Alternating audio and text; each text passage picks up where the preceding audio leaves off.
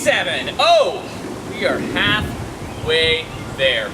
That was a cheap joke, don't laugh at that. So, we're gonna make a structure change this week. We're gonna keep our 10 to 15 minute skill development session at the front half of our workout.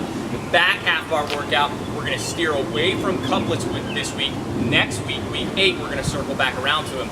This week, we're gonna be supersetting or hyperloading.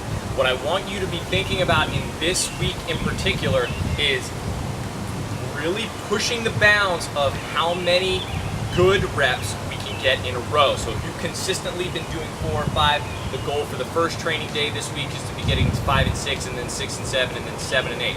Don't push this too far. Remember, we're focusing on great reps only. Only want to be establishing great reps. So, for day number 1, we're going to be kind of separating a little bit in terms of skill when it comes to whatever the press needs to be for your individual training. Some people take longer with this press, so we need to be thinking about just doing a push press to single hand on top, or we're still developing the ability to catch that load and keep it from falling down. That's fine.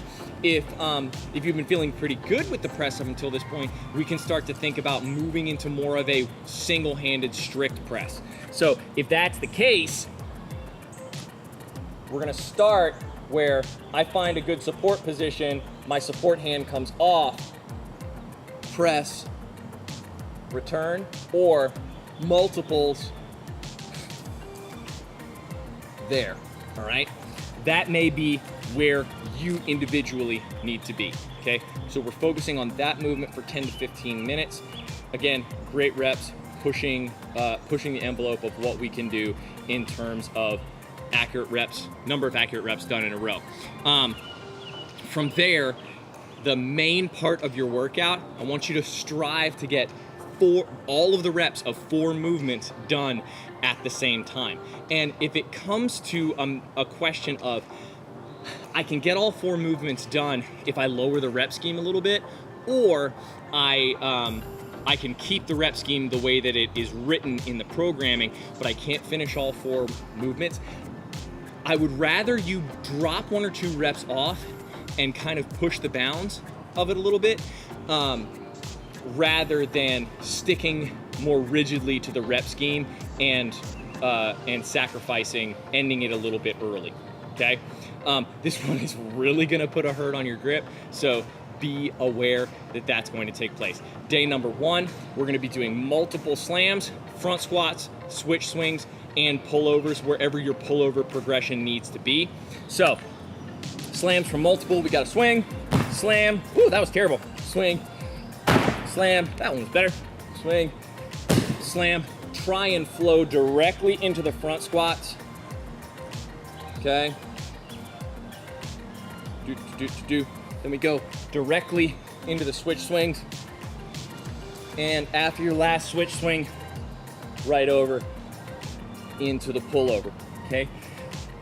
Those transitions are great learning moments, so don't rush through them. Really try and go unbroken the whole way through. So all 4 movements, all their reps without putting the hammer down.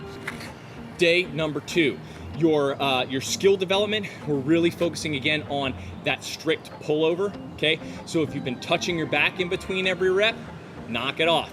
If you've been losing, well, let's show it, okay? So if you've been touching your back and the hammer is just kind of landing on you, okay, that's what you're working on today. You're gonna pull it over, you're gonna have control, and you're gonna pull it over. If you have a tendency to arch your back here, that one, nope, we're gonna fix that. Keep your abs on, keep your glutes tucked in, okay? That's the skill. So working in whatever range of the pullover that you need to be focusing on at this juncture in your training. And if you're not sure what that is, take some video, shoot us an email, and I'll help you kind of form that.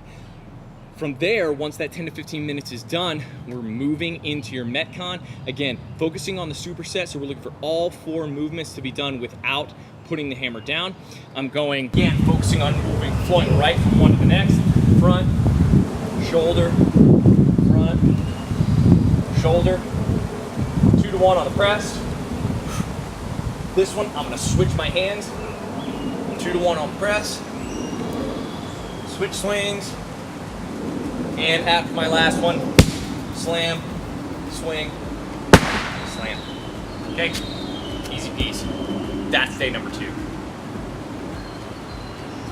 Day number 3, your skill development portion. We're going back to whatever position you're in when it comes to your press. Okay, so if you're just getting your lower hand out of the equation when it comes to press, that's great. If you don't need that hand on the press at all, fine. Hang out on top, slow the negative down a little bit. Challenge yourself where you need to be challenged. Okay, the movements that we're going to be doing in the Metcon area, again, focusing on the superset, we're going to do switch swings, we're going to do whatever your pullover progression is, we're going to do multiple slams, and finally, all front support squats. All right, so flowing from switch swings right into your pullover progression. If you're strict, great. If you're still using the dip and drive, that's great too. Right into the front squat, and finally, swing and slam. There you go. That is the end of week number 7. We'll see you next week, week number 8, where we're coming back to couplets. Remember, I don't care how many bad reps you can do, and you shouldn't either. See you next week.